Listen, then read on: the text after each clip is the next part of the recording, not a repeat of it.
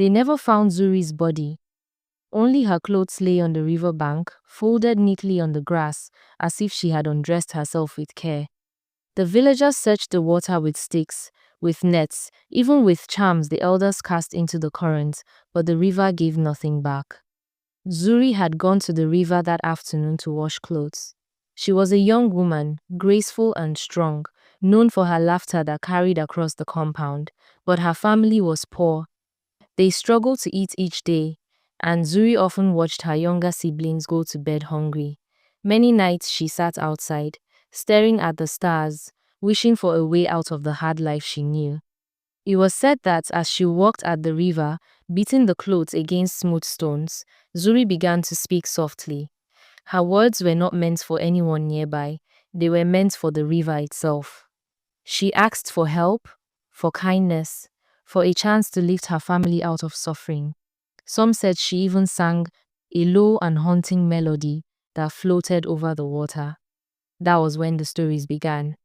Some swore Zuri saw a woman rising from the water, her skin glowing like moonlight, her hair black and endless, her eyes deep as the river itself.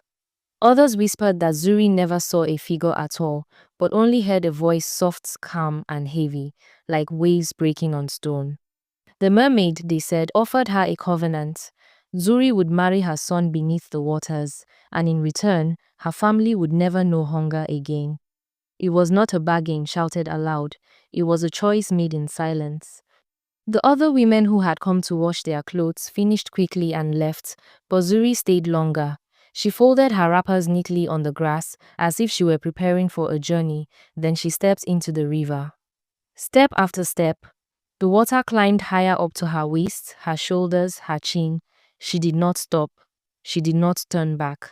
She let the river swallow her whole, and she never came out again. Her family wept bitterly. Her mother tore her hair.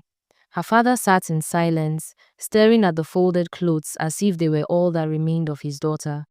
But there was no body to bury, no grave to visit. Only the memory of the girl who had gone into the river.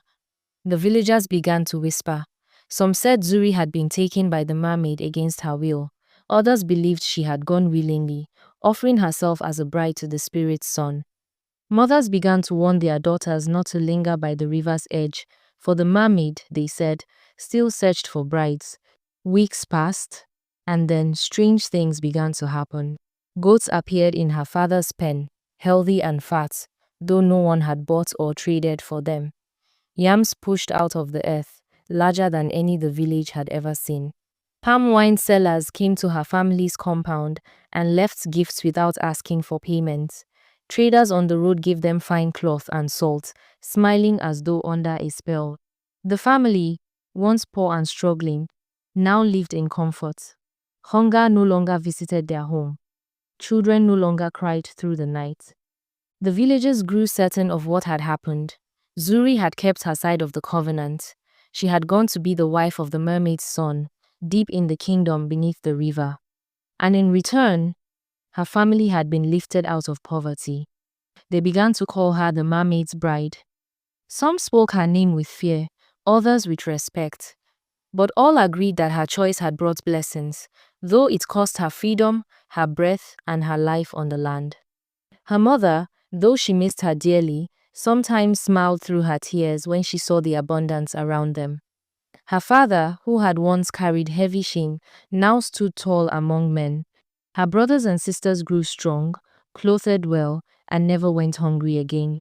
And so, though Zuri never returned, the riches she sought for her family had come. They were happy again, and her story lived on by the river, whispered whenever the water rippled strangely, or when a young woman lingered too long by the banks. For the people remembered, the river never forgets its bride.